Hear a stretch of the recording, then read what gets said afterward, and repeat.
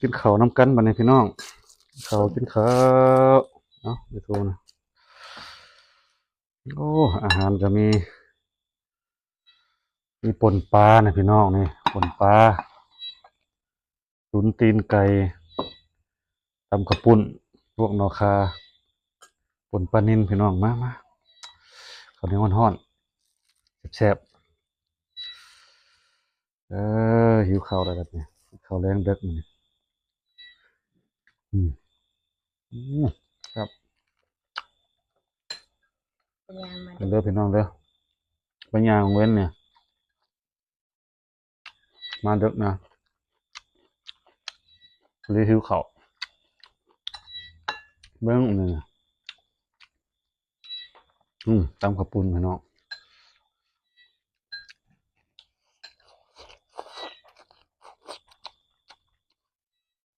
อืม เป็นยังไงจวทั้ดงเผ็ดทั้งแซ่บรสจ้าขนาดเลยว้าวพี่น้องเอ้ยแซ่บครับอืมติดซุปอืมอืมอืมขาขาผู้นี่หอมแซ่บหอมเนาะอืม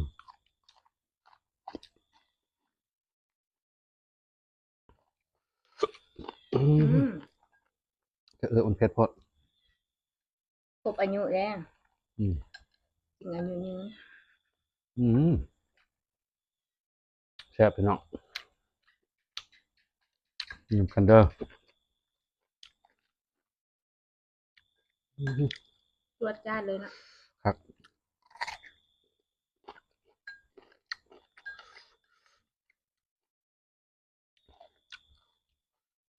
อยู่กับว่าแซ่บ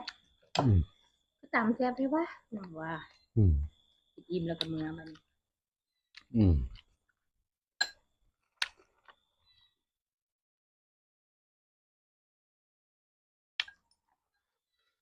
อืมกินตอนสายคักยำนะน้ำตื่นนอนเว้นนะจวดแล้วแหละเป็นตาไงตาใสจึ้ง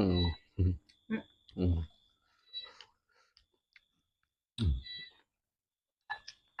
อืมอืมไม่มีมันกินพี่น้อง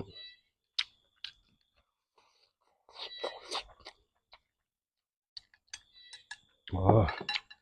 ครับ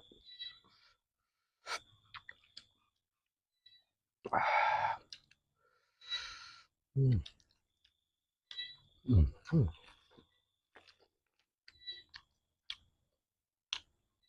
พวกนกขาก็ปนปลาเขาก็คัก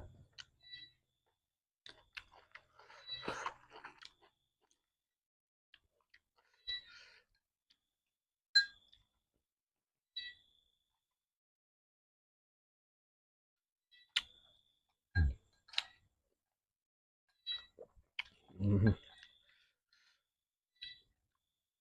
เสียงเขียดตัวแอกแอกอ้างแอกอ้างเสียงธรรมชาติขนาดนั้นพี่น้องอืมบรน้ำเย็นลงมาไป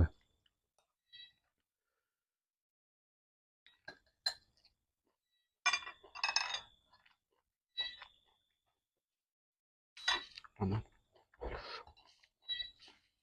อืม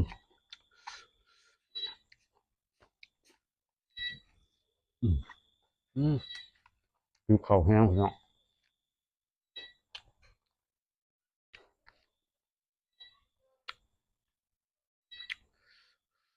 อืมสุดยอดเลยอันนี้ก็หอมหอมพี่น้องนอกคาเนี่ย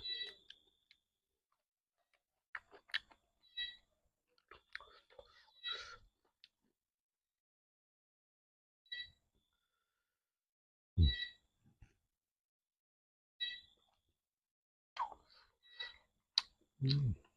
ยอด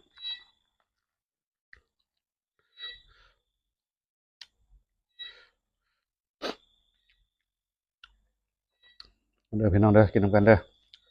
แซ่บๆโอ้เผ็ดอันนี้ เป็นไร น้ำเย็น อืม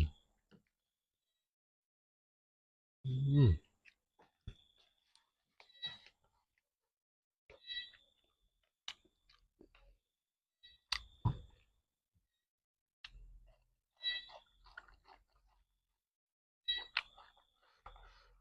อืมครับอืมจ้ะกินสมอยากกินอยาก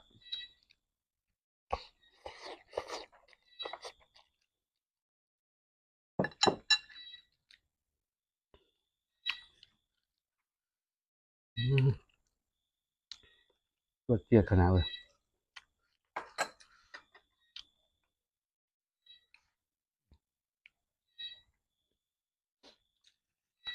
อืม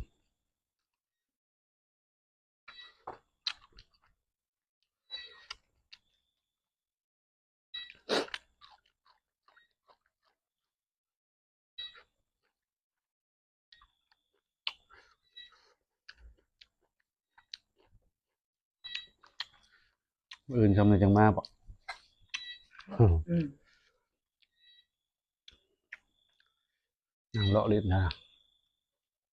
เล่นแถวบึงตัดนะเขียนนี้เว้นยางงามคำเลยค่ะนะ อืม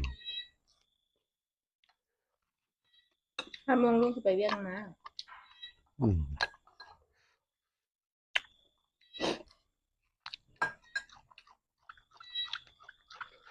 มันก็แจ้งดีนะ อืมนี่หุง อืม ดอกไฟอ่ะแซ่บพี่น้องแซ่บแซ่บแซ่บปนปลานิลที่จะปนปลาดุกนานะบ่อยบ่อยปลาดุกนา บุญมีเจ้าต หา ลาด เสร็จ เค็มทางกับบุญมี หาเสร็จเด็ดเอา อืมกินข้าวหมายซาดกันเลยนะ ปีนี้นะ อืม ข้าวหมายปีนี้นะ อืม เจ้าดูไปใช่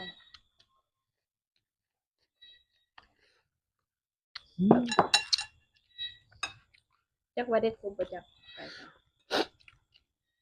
ใครก็ได้นะน้ำบริไป ปลาลุงอึงแล้วมันออกมา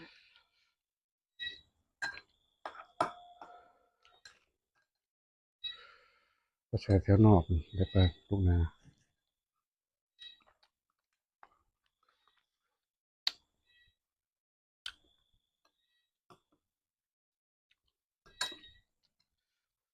แซ่บอันนี้เนาะ อืม